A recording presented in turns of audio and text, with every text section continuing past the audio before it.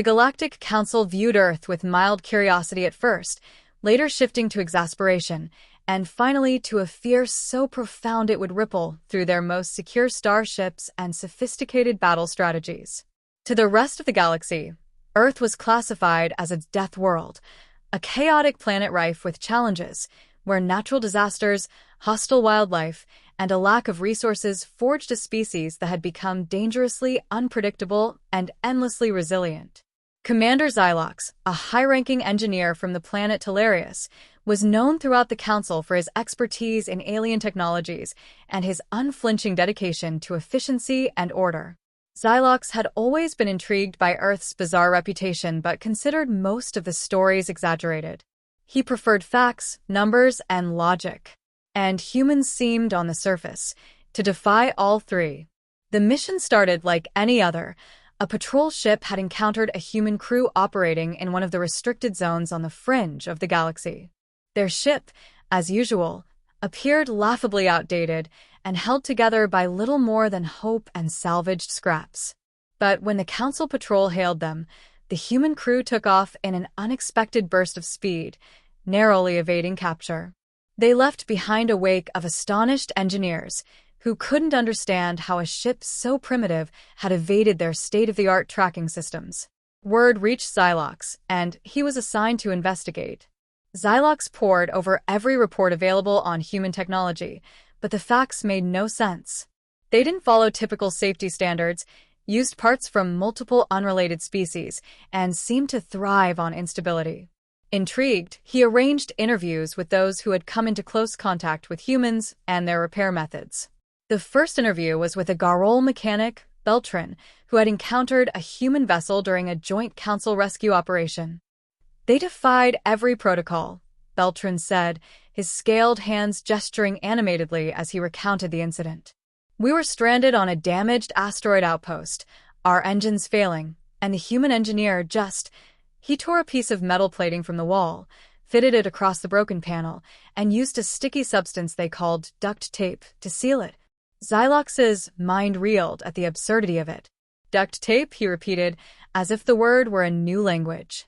Yes, duct tape, Beltran said, shaking his head. We thought it was a joke, but it held the atmosphere intact until we could safely depart.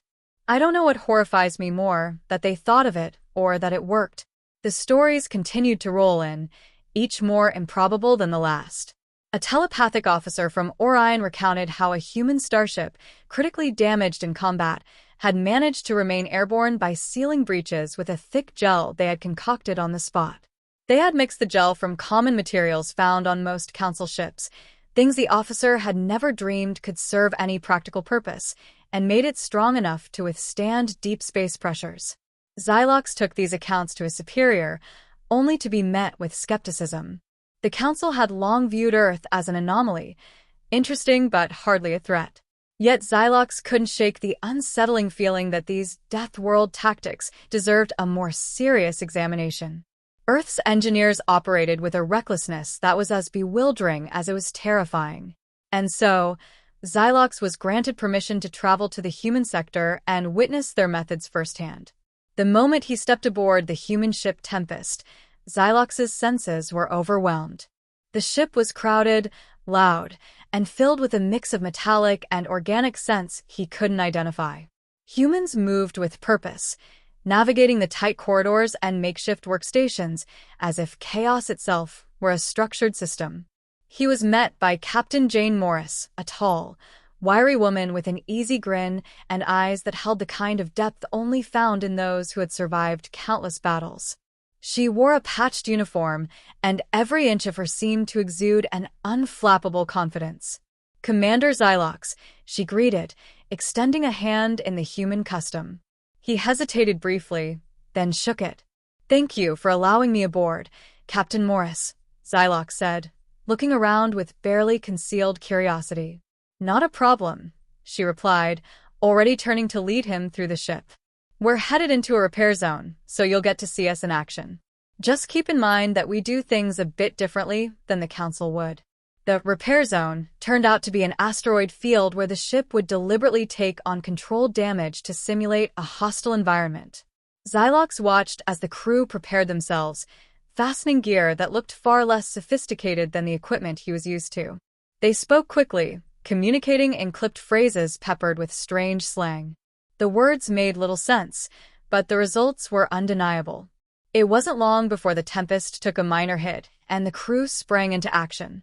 Xylox was led to the engineering bay, where a massive rupture had opened in the hull. What he witnessed there was unlike anything he'd ever seen. The humans worked with astonishing speed, pulling out tools and materials that didn't seem fit for space travel. Metal sheets, adhesive compounds, even a long roll of a strange, gray material they called space tape. One engineer, a young man named Ortiz, began wrapping the damaged pipes with layers of the tape, sealing them with a heat gun. Xylox watched in shock as the engineer quickly moved to the next section without so much as a diagnostic check. They weren't repairing for longevity. They were repairing for the moment, using whatever was necessary to keep the ship operational. As the humans worked, Captain Morris joined Xylox, noting the astonished look on his face. "We don't have the luxury of waiting for the perfect fix," she explained, as if reading his thoughts. "Out here, it's all about quick solutions. If it can get us through another hour, it's good enough." "But this tape, it's hardly regulation," Xylox managed, still in disbelief. "Surely there are risks?" "Sure are," Morris replied, shrugging. "But we've learned that we can't afford to be picky.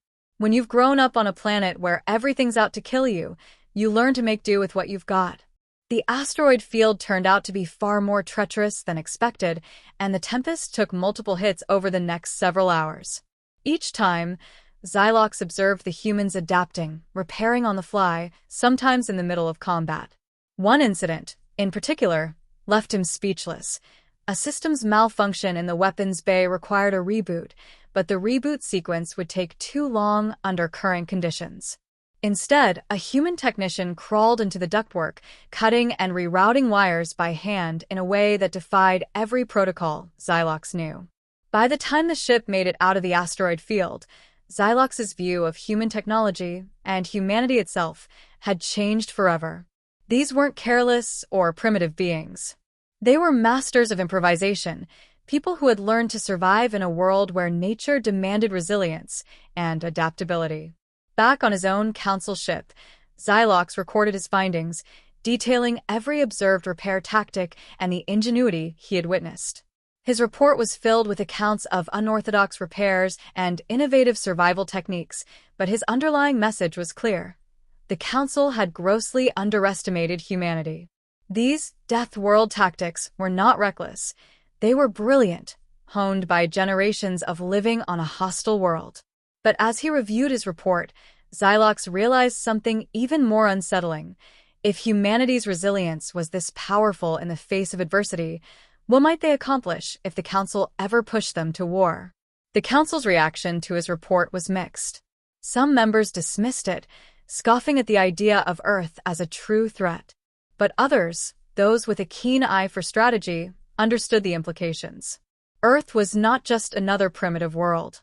It was a crucible, a place where strength was forged in the fires of hardship, and adaptability had become a way of life. A few months after submitting his report, Xylox was summoned to an emergency council meeting. Humans had been spotted in council-controlled space again, but this time, they hadn't evaded capture. They had met the Council's ships head-on, and with an unexpected fleet of retrofitted vessels, had held their ground long enough to demand negotiations. Xylox listened to the frantic reports coming in, each one describing ships that shouldn't have been able to withstand half the fire they'd taken. The humans had used every tactic he'd documented and more, overwhelming the Council's forces with makeshift defenses and unpredictable maneuvers. He could hear the fear in his colleagues' voices, and he understood it well. The humans had defied their expectations, survived against all odds, and now, they were ready to stand as equals. As Xylox left the council chambers, he felt a strange sense of respect for the people of Earth. They had taken their place in the galaxy, not through brute force, but through sheer will and resourcefulness. He knew, deep down, that humanity would reshape the galaxy in ways no one could predict. Earth's Deathworld Tactics had not only defied the Council, they had changed it forever.